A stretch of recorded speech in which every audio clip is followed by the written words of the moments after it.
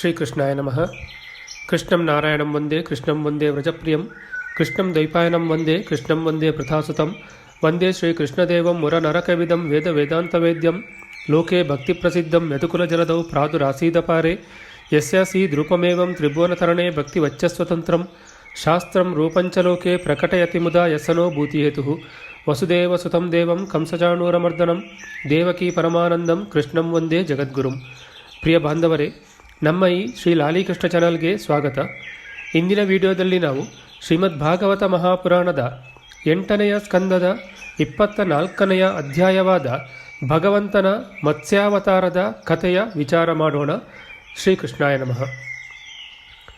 ಪರೀಕ್ಷಿತ್ ರಾಜನು ಕೇಳಿದನು, ಪೂಜ್ಯರೇ, ಭಗವಂತನ ಕರ್ಮಗಳು ಪರಮಾದ್ಭುತವಾದವುಗಳು. ಅವನೊಮ್ಮೆ ತನ್ನ ಯೋಗ ಮಾಯೆಯಿಂದ ಮತ್ಸ್ಯಾವತಾರವನ್ನು ತಾಳಿ ಸುಂದರವಾದ ಲೀಲೆಗಳನ್ನು ತೋರಿಸಿದನು. ನಾನು ಭಗವಂತನ ಆ ಆದಿ ಅವತಾರದ ಕಥೆಯನ್ನು ಕೇಳಲು ಇಚ್ಛಿಸುತ್ತೇನೆ. ಪೂಜ್ಯರೇ, ಮತ್ಸ್ಯಯೋನಿಯಾದರೂ ಲೋಕನಿಂದಿತವಾಗಿದೆ. ಇನ್ನೊಂದು ತಮೋಗುಣಿ ಮತ್ತು ಅಸಹ್ಯ ಪರತಂತ್ರತೆಯಿಂದಲೂ ಕೂಡಿದೆ. ಸರ್ವಶಕ್ತನಾಗಿದ್ದರೂ ಭಗವಂತನು ಕರ್ಮಬಂಧನದಲ್ಲಿ ಬಂಧಿತರಾದ ಜೀವಿಗಳಂತೆ ಈ ಮತ್ಸ್ಯರೂಪವನ್ನು ಏಕೆ ಧರಿಸಿದನು?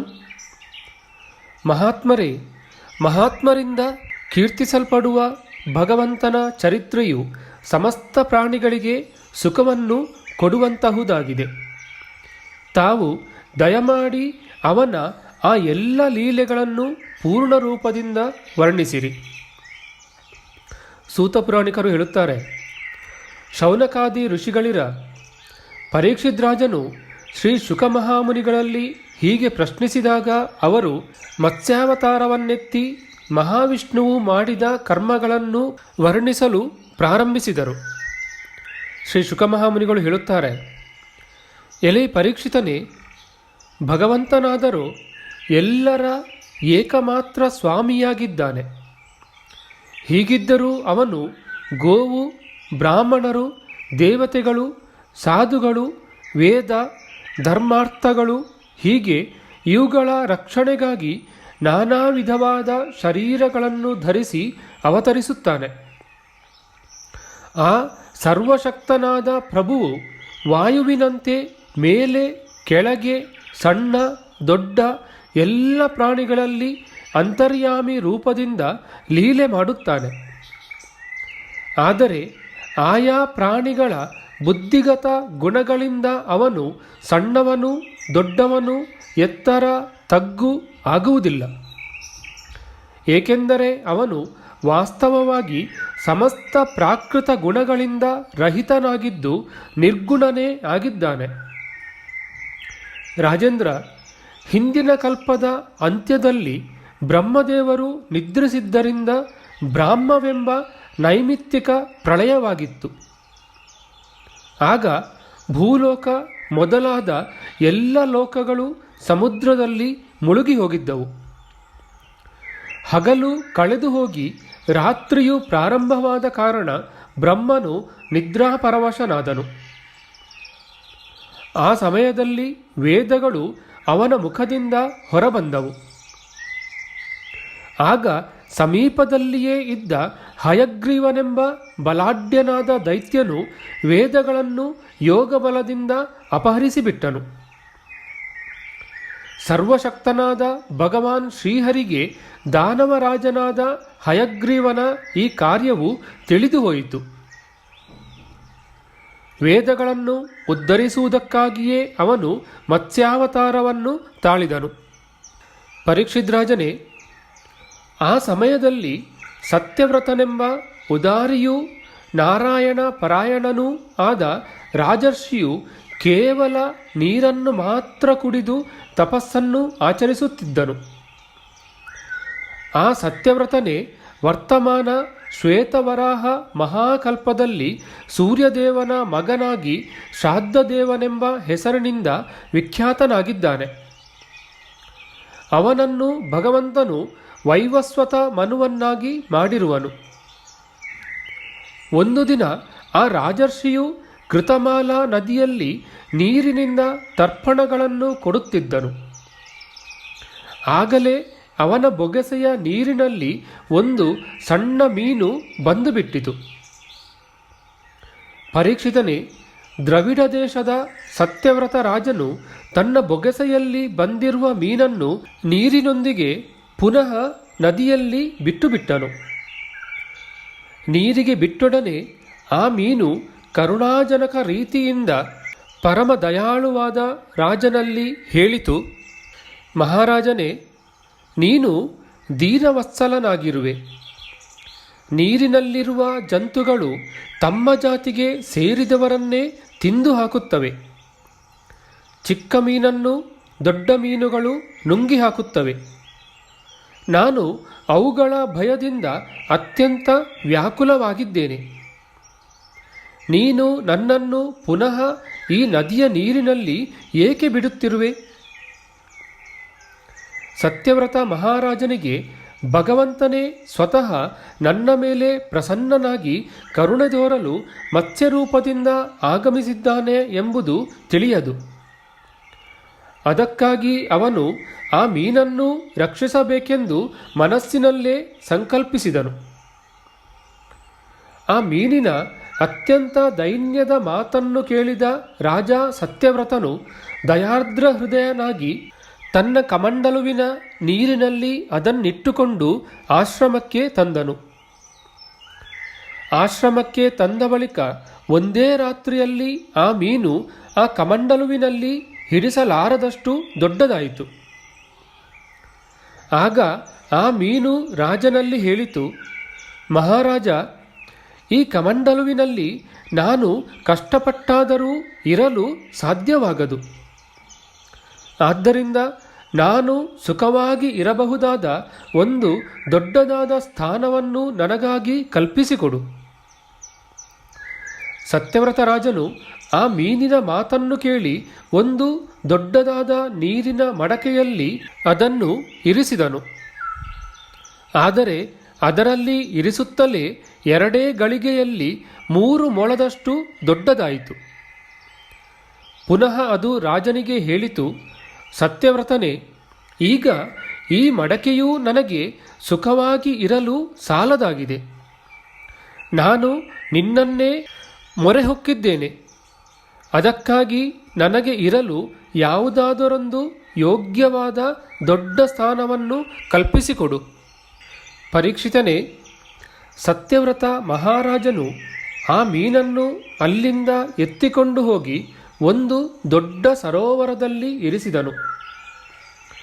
ಆದರೆ ಅದು ಸ್ವಲ್ಪ ಹೊತ್ತಿನಲ್ಲೇ ಒಂದು ಮಹಾಮತ್ಸ್ಯವಾಗಿ ಬೆಳೆದು ತನ್ನ ಶರೀರದಿಂದ ಆ ಸರೋವರವನ್ನೆಲ್ಲ ವ್ಯಾಪಿಸಿಬಿಟ್ಟಿತು.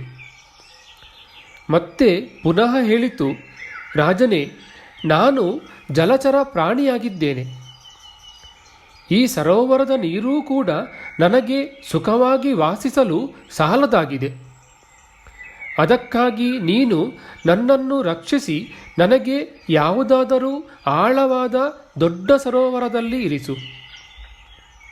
ಅದರಂತೆ ರಾಜನು ಅದಕ್ಕಿಂತ ದೊಡ್ಡ ಸರೋವರದಲ್ಲಿ ಇರಿಸಿದಾಗ ಆ ಮೀನು ಬೆಳೆಯುತ್ತಲೇ ಹೋಯಿತು. ಮತ್ತೊಂದು ಸರೋವರ, ಅದು ಸಾಲದಾದಾಗ ಇನ್ನೊಂದು ಸರೋವರ, ಹೀಗೆ ಕಡೆಗೆ ರಾಜನು ಆ ಲೀಲಾ ಮತ್ಸ್ಯವನ್ನು ಸಮುದ್ರಕ್ಕೆ ತಂದುಬಿಟ್ಟನು. ಸಮುದ್ರಕ್ಕೆ ಹಾಕುವ ಸಮಯದಲ್ಲಿ ಮತ್ಸ್ಯರೂಪಿ ಭಗವಂತನು ಸತ್ಯವ್ರತನಿಗೆ ಹೇಳಿದನು, ವೀರಾಧಿವೀರನೇ, ಸಮುದ್ರದಲ್ಲಿ ದೊಡ್ಡ ದೊಡ್ಡ ತಿಮಿಂಗಿಲಗಳಿವೆ. ಅವು ನನ್ನನ್ನು ತಿಂದುಬಿಟ್ಟಾವು. ಅದಕ್ಕಾಗಿ ನೀನು ನನ್ನನ್ನು ಸಮುದ್ರದಲ್ಲಿ ಬಿಡಬೇಡ. ಭಗವಾನ್ ಮತ್ಸ್ಯಮೂರ್ತಿಯ ಆ ಸುಮಧುರ ವಾಣಿಯನ್ನು ಕೇಳಿ ಸತ್ಯವ್ರತ ರಾಜನು ಮೋಹಮುಗ್ಧನಾಗಿ ಹೇಳಿದನು, ಮತ್ಸ್ಯರೂಪವನ್ನು ಧರಿಸಿ ನನ್ನನ್ನು ವಿಮೋಹಗೊಳಿಸುತ್ತಿರುವ ನೀನು ಯಾರು? ಮಹಾನುಭಾವನೆ, ನೀನು ಒಂದೇ ದಿನದಲ್ಲಿ 100 ಯೋಜನ ವಿಸ್ತಾರವುಳ್ಳ ಸರೋವರವನ್ನು ವ್ಯಾಪಿಸಿಬಿಟ್ಟಿರುವೆ. ಇಂತಹ ಅಮೋಘ ಶಕ್ತಿಯುಳ್ಳ ಜಲಚರವನ್ನು ನಾವು ಇಂದಿನವರೆಗೆ ಕಂಡಿಲ್ಲ, ಕೇಳಿಲ್ಲ.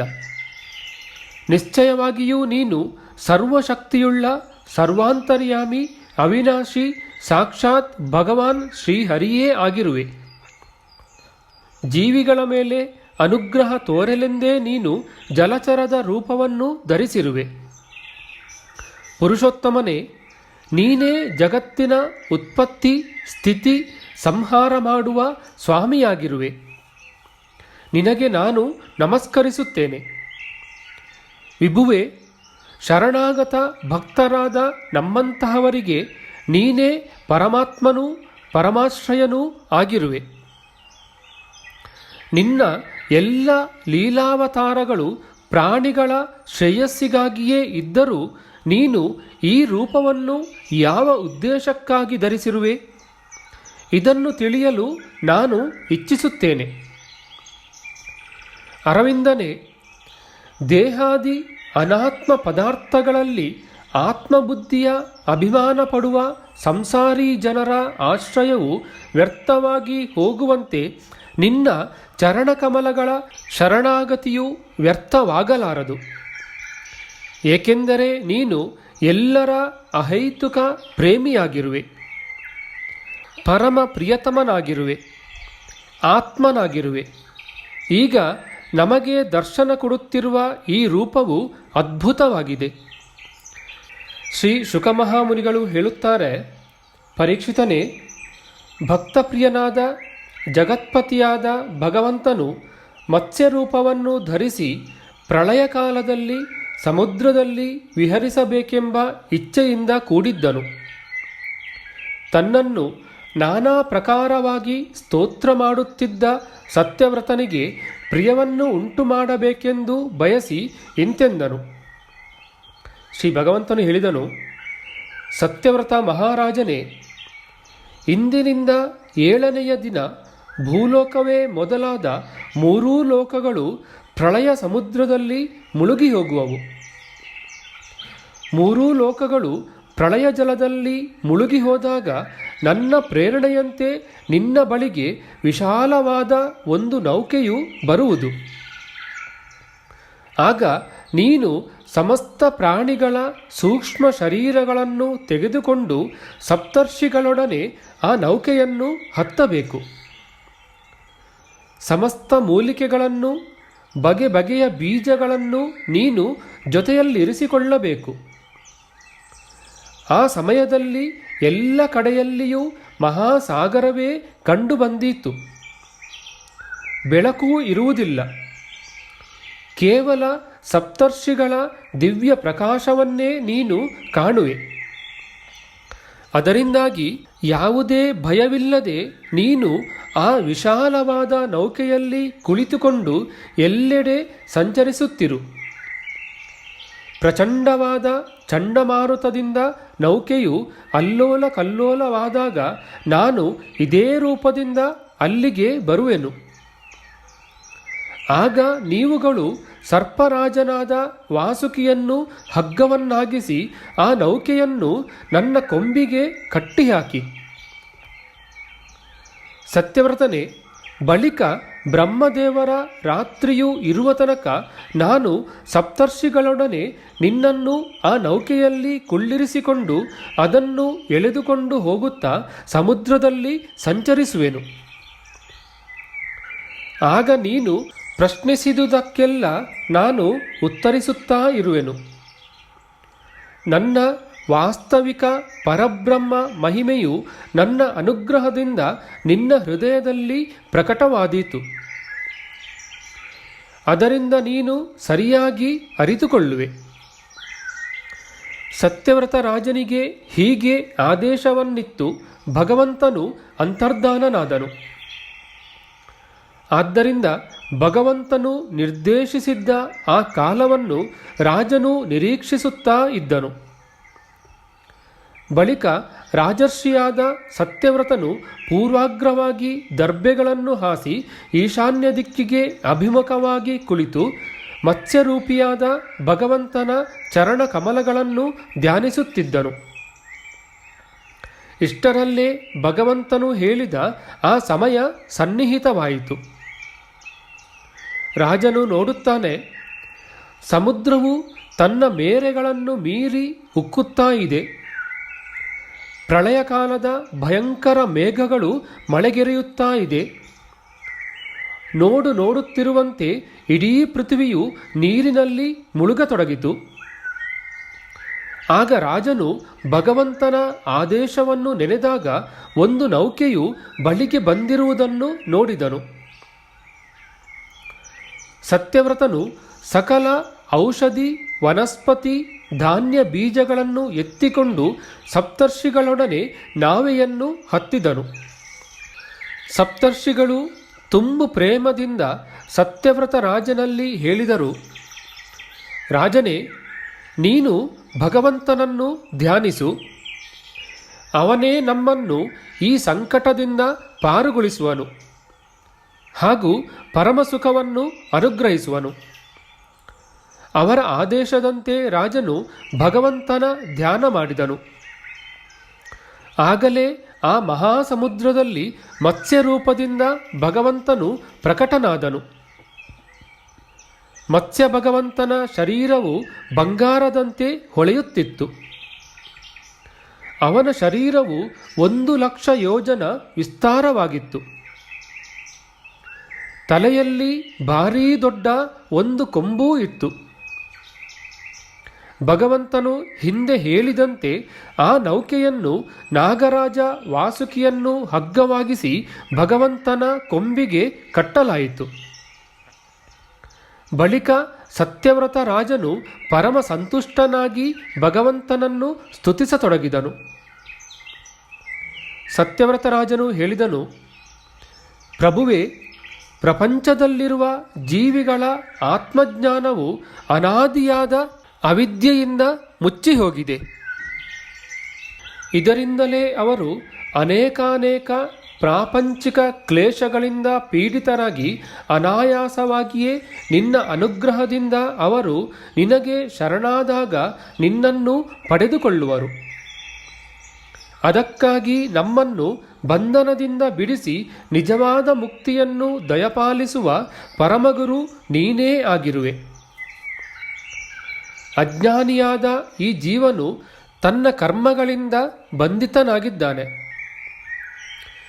ಅವನು ವಿಷಯ ಸುಖಗಳ ಇಚ್ಛೆಯಿಂದ ಕಷ್ಟಕರವಾದ ಕರ್ಮಾನುಷ್ಠಾನಗಳನ್ನು ಮಾಡುತ್ತಾನೆ. ಯಾವನ ಸೇವೆಯಿಂದ ಅವನ ಈ ಜ್ಞಾನವು ನಷ್ಟವಾಗುತ್ತದೋ ಆ ಪರಮಗುರುವಾದ ನೀನು ನನ್ನ ಹೃದಯ ಗ್ರಂಥಿಯನ್ನು ಕತ್ತರಿಸಿಬಿಡು. ಬೆಂಕಿಯಲ್ಲಿ ಕಾಯಿಸಿದ ಚಿನ್ನ ಬೆಳ್ಳಿಗಳು ಕೊಳೆಯನ್ನು ನೀಗಿ ತನ್ನ ನಿಜವಾದ ಹುಳುಪನ್ನು ಪಡೆಯುವಂತೆಯೇ ನಿನ್ನ ಸೇವೆಯಿಂದ ಜೀವನು ತನ್ನ ಅಂತಃಕರಣದ ಅಜ್ಞಾನವೆಂಬ ಕೊಳೆಯನ್ನು ತೊಳೆದುಕೊಂಡು ತನ್ನ ನಿಜವಾದ ಸ್ವರೂಪ ಸ್ಥಿತಿಯಲ್ಲಿ ನೆಲೆಸುವನು. ಸರ್ವಶಕ್ತನೂ ಅವಿನಾಶಿಯೂ ಪ್ರಭುವೂ ಆದ ನೀನೇ ನಮ್ಮ ಗುರುಜನರಿಗೂ ಪರಮಗುರುವಾಗಿರುವೆ. ಆದ್ದರಿಂದ ಈಶನಾದ ನೀನೇ ನನಗೂ ಗುರು ಆಗಿರುವೆ. ಪ್ರಪಂಚದಲ್ಲಿ ಎಷ್ಟು ದೇವತೆಗಳಿರುವರೋ, ಎಷ್ಟು ಗುರುಗಳು, ಸಾಧು ಸತ್ಪುರುಷರಿರುವರೋ ಅವರೆಲ್ಲರೂ ಒಟ್ಟಾಗಿ ಸೇರಿ ಕೃಪೆ ದೋರಿದರೂ ಅವರೆಲ್ಲರ ಕೃಪೆಯು ಕೃಪಾಸಾಗರನಾದ ನಿನ್ನ ಕೃಪೆಯ 10,000ರಲ್ಲಿ 1 ಅಂಶಕ್ಕೂ ಸರಿದೂಗಲಾರದು. ಪ್ರಭುವೇ, ನೀನು ಸರ್ವಶಕ್ತನಾಗಿರುವೆ. ನಾನು ನಿನ್ನನ್ನೇ ಶರಣು ಹೋಗುತ್ತೇನೆ. ಕುರುಡನಿಗೆ ಕುರುಡನೇ ದಾರಿ ನಡೆಸುವವನಾಗುವಂತೆಯೇ ಅಜ್ಞಾನಿಯಾದ ಜೀವನು ಅಜ್ಞಾನಿಯನ್ನೇ ತನ್ನ ಗುರುವನ್ನಾಗಿಸಿಕೊಳ್ಳುವನು. ನೀನು ಸೂರ್ಯನಂತೆ ಸ್ವಯಂ ಪ್ರಕಾಶನೂ ಸಮಸ್ತ ಇಂದ್ರಿಯಗಳ ಪ್ರೇರಕನೂ ಆಗಿರುವೆ. ಆತ್ಮತತ್ವದ ಜಿಜ್ಞಾಸುಗಳಾದ ನಾವು ನಿನ್ನನ್ನೇ ಗುರುವಾಗಿ ಪರಿಗ್ರಹಿಸಿದ್ದೇವೆ. ಅಜ್ಞಾನಿಯಾದ ಮನುಷ್ಯನು ಮಾಡುವ ಉಪದೇಶವು ಅಜ್ಞಾನವಾಗಿಯೇ ಇರುತ್ತದೆ. ಅವನಿಂದ ಸಂಸಾರ ರೂಪವಾದ ಅಂಧಕಾರವೇ ಹೆಚ್ಚು ಹೆಚ್ಚು ದೊರೆಯುತ್ತದೆ. ಆದರೆ ನೀನಾದರೂ ಅವಿನಾಶಿಯಾದ ಅಮೋಘವಾದ ಜ್ಞಾನವನ್ನೇ ಉಪದೇಶಿಸುವೆ. ಇದರಿಂದ ಮನುಷ್ಯನು ಸುಲಭವಾಗಿ ಸ್ವಸ್ವರೂಪವನ್ನು ಪಡೆದುಕೊಳ್ಳುವನು. ಮಹಾನುಭಾವನೆ, ನೀನು ಸಮಸ್ತ ಜನರಿಗೂ ಹಿತೈಷಿಯೂ ಪ್ರಿಯತಮನೂ ಒಡೆಯನೂ ಆತ್ಮನೂ ಆಗಿರುವೆ. ಗುರುವಿನ ಮೂಲಕ ದೊರೆಯುವ ಜ್ಞಾನವು ಅಭೀಷ್ಟವಾದ ಸಿದ್ಧಿಯು ನಿನ್ನ ಸ್ವರೂಪವೇ ಆಗಿದೆ. ಹೀಗಿದ್ದರೂ ಕಾಮನೆಗಳಲ್ಲಿ ಬಂಧಿತರಾದ ಜನರು ಕುರುಡರಾಗಿದ್ದಾರೆ. ಅವರಿಗೆ ನೀನೇ ಅವರ ಹೃದಯದಲ್ಲಿ ವಿರಾಜಿಸುತ್ತಿರುವೆ ಎಂಬುದೂ ತಿಳಿಯದು. ನೀನು ದೇವತೆಗಳಿಗೂ ಪರಮಾರಾಧ್ಯ ಪರಮ ಪೂಜನೀಯ ಪರಮೇಶ್ವರನಾಗಿರುವೆ. ನಾನು ನಿನ್ನಿಂದ ಜ್ಞಾನವನ್ನು ಪಡೆಯಲಿಕ್ಕಾಗಿ ನಿನಗೆ ಶರಣು ಬಂದಿರುವೆನು. ಭಗವಂತ, ಪರಮಾರ್ಥವನ್ನು ಪ್ರಕಾಶಗೊಳಿಸುವಂತಹ ನಿನ್ನ ವಾಣಿಯ ಮೂಲಕ ನನ್ನ ಹೃದಯ ಗ್ರಂಥಿಯನ್ನು ಭೇದಿಸಿಬಿಡು ಹಾಗೂ ನಿನ್ನ ನಿಜ ಸ್ವರೂಪವನ್ನು ಪ್ರಕಾಶಗೊಳಿಸು. ಶ್ರೀ ಶುಕಮಹಾಮುನಿಗಳು ಹೇಳುತ್ತಾರೆ, ಪರೀಕ್ಷಿತನೇ, ಸತ್ಯವ್ರತ ರಾಜನು ಹೀಗೆ ಪ್ರಾರ್ಥಿಸಿದಾಗ ಮತ್ಸ್ಯರೂಪಧಾರಿ ಭಗವಾನ್ ಪುರುಷೋತ್ತಮನು ಪ್ರಳಯ ಸಮುದ್ರದಲ್ಲಿ ವಿಹರಿಸುತ್ತಿರುವಂತೆಯೇ ಅವನಿಗೆ ಆತ್ಮತತ್ವವನ್ನು ಉಪದೇಶಿಸಿದನು. ರಾಜರ್ಷಿ ಸತ್ಯವ್ರತನಿಗೆ ಭಗವಂತನು ತನ್ನ ಸ್ವರೂಪದ ಸಮಗ್ರ ರಹಸ್ಯವನ್ನು ವರ್ಣಿಸುತ್ತಾ ಜ್ಞಾನ, ಭಕ್ತಿ, ಕರ್ಮಯೋಗಗಳಿಂದ ಪರಿಪೂರ್ಣವಾದ ಜ್ಞಾನವನ್ನು ಉಪದೇಶಿಸಿದನು. ಅದನ್ನೇ ಮತ್ಸ್ಯಪುರಾಣವೆಂದು ಹೇಳುತ್ತಾರೆ. ಸತ್ಯವ್ರತನು ಸಪ್ತರ್ಷಿಗಳೊಂದಿಗೆ ನೌಕೆಯಲ್ಲಿ ಕುಳಿತುಕೊಂಡೇ ಭಗವಂತನಿಂದ ಹೇಳಲ್ಪಟ್ಟ ಸನಾತನ ಬ್ರಹ್ಮಸ್ವರೂಪ ಆತ್ಮತತ್ವವನ್ನು ಸ್ವಲ್ಪವೂ ಸಂದೇಹಕ್ಕೆ ಎಣೆಯಿಲ್ಲದೆ ಶ್ರವಣಿಸಿದನು. ಇದಾದ ಬಳಿಕ ಹಿಂದಿನ ಪ್ರಳಯವು ಅಂತ್ಯವಾಗಿ ಬ್ರಹ್ಮದೇವರು ಎಚ್ಚರಗೊಂಡಾಗ ಭಗವಂತನು ಹಯಗ್ರೀವ ಅಸುರನನ್ನು ಕೊಂದು ಅವನು ಕದ್ದೊಯ್ದ ವೇದಗಳನ್ನು ತಂದು ಬ್ರಹ್ಮದೇವರಿಗೆ ಹಿಂದಿರುಗಿಸಿದನು. ಭಗವಂತನ ಕೃಪೆಯಿಂದ ಸತ್ಯವ್ರತ ರಾಜನೇ ಜ್ಞಾನ ಮತ್ತು ವಿಜ್ಞಾನದಿಂದ ಕೂಡಿಕೊಂಡು ಈ ಕಲ್ಪದಲ್ಲಿ ವೈವಸ್ವತಮನು ಆದನು. ತನ್ನ ಯೋಗ ಮಾಯೆಯಿಂದ ಮತ್ಸ್ಯರೂಪವನ್ನು ಧರಿಸಿದ ಭಗವಾನ್ ಮಹಾವಿಷ್ಣುವಿನ ಮತ್ತು ರಾಜರ್ಷಿ ಸತ್ಯವ್ರತರ ಈ ಸಂವಾದ ರೂಪವಾದ ಶ್ರೇಷ್ಠವಾದ ಆಖ್ಯಾನವನ್ನು ಶ್ರವಣಿಸಿ ಮನುಷ್ಯನು ಎಲ್ಲ ವಿಧವಾದ ಪಾಪಗಳಿಂದ ಬಿಡುಗಡೆ ಹೊಂದುವನು. ಭಗವಂತನ ಈ ಅವತಾರವನ್ನು ಪ್ರತಿದಿನವೂ ಕೀರ್ತಿಸುವವನ ಎಲ್ಲ ಸಂಕಲ್ಪಗಳು ಸಿದ್ಧಿಯಾಗುತ್ತವೆ ಮತ್ತು ಅವನಿಗೆ ಪರಮಗತಿಯು ಪ್ರಾಪ್ತವಾಗುತ್ತದೆ. ಪ್ರಳಯ ಕಾಲದ ಸಮುದ್ರದಲ್ಲಿ ಬ್ರಹ್ಮದೇವರು ಮಲಗಿದ್ದಾಗ, ಅವರ ಸೃಷ್ಟಿಶಕ್ತಿಯು ಲುಪ್ತವಾಗಿದ್ದಾಗ ಅವನ ಬಾಯಿಯಿಂದ ಹೊರಟ ವೇದಗಳನ್ನು ಕದ್ದು ಹಯಗ್ರೀವನೆಂಬ ದೈತ್ಯನು ಪಾತಾಳಕ್ಕೆ ಕೊಂಡು ಹೋಗಿದ್ದನು. ಭಗವಂತನು ಅವನನ್ನು ಸಂಹರಿಸಿ ಆ ವೇದಗಳನ್ನು ಬ್ರಹ್ಮದೇವರಿಗೆ ಹಿಂತಿರುಗಿಸಿದನು ಹಾಗೂ ಸತ್ಯವ್ರತ ಮತ್ತು ಸಪ್ತರ್ಷಿಗಳಿಗೆ ಬ್ರಹ್ಮತತ್ವವನ್ನು ಉಪದೇಶಿಸಿದನು.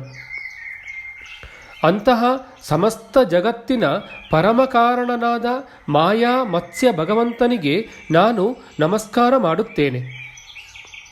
ಇತಿ ಶ್ರೀಮದ್ಭಾಗವತೆ ಮಹಾಪುರಾಣೆ ಪಾರಮಹಂಸ್ಯಾಂ ಸಂಹಿತಾಯಾಂ ಅಷ್ಟಮಸ್ಕಂದೆ ಮತ್ಸ್ಯಾವತಾರ ಚರಿತಾನುವರ್ಣನಂ ನಾಮ ಚತುರ್ವಿಂಶೋಧ್ಯಾಯಃ ಇತಿ ಅಷ್ಟಮಸ್ಕಂದ ಸಂಪೂರ್ಣಂ. ನಮ್ಮ ಮುಂದಿನ ವಿಡಿಯೋದಲ್ಲಿ ನಾವು ಶ್ರೀ ಭಗವಂತನು ಬ್ರಹ್ಮದೇವರಿಗೆ ತನ್ನ ಮುಖಾರವಿಂದದಿಂದಲೇ ಅನುಗ್ರಹಿಸಿದ ಶ್ರೀಮದ್ ಭಾಗವತ ಮಹಾತ್ಮೆಯ ವಿಚಾರ ಮಾಡೋಣ. ಆಧ್ಯಾತ್ಮಿಕ ಚರ್ಚೆ ಮತ್ತು ವಿಚಾರ ವಿನಿಮಯಕ್ಕಾಗಿ ಶುರು ಮಾಡಿದ ಈ ಚಾನಲ್ನಲ್ಲಿ ನಾವು ಅಪ್ಲೋಡ್ ಮಾಡುವ ಎಲ್ಲ ವಿಡಿಯೋಗಳನ್ನು ಸಂಪೂರ್ಣವಾಗಿ ನೋಡಿ ನಿಮ್ಮ ಸಲಹೆಗಳನ್ನು ಕಮೆಂಟ್ ಬಾಕ್ಸ್ನಲ್ಲಿ ಬರೆಯಿರಿ. ದಯವಿಟ್ಟು ಈ ಚಾನಲ್ಗೆ ಸಬ್ಸ್ಕ್ರೈಬ್ ಮಾಡಿ ಹಾಗೂ ಬೆಲ್ ಬಟನನ್ನು ಒತ್ತಿ ನಾವು ಹಾಕುವ ಎಲ್ಲ ವಿಡಿಯೋಗಳನ್ನು ನೋಡಿ ಪ್ರೋತ್ಸಾಹಿಸಿ. ಕೃಷ್ಣಂ ನಾರಾಯಣಂ ವಂದೇ ಕೃಷ್ಣಂ ವಂದೇ ವ್ರಜಪ್ರಿಯಂ ಕೃಷ್ಣಂ ದ್ವೈಪಾಯನಂ ವಂದೇ ಕೃಷ್ಣಂ ವಂದೇ ಪೃಥಾಸುತಂ ಶ್ರೀಕೃಷ್ಣಾಯ ನಮಃ.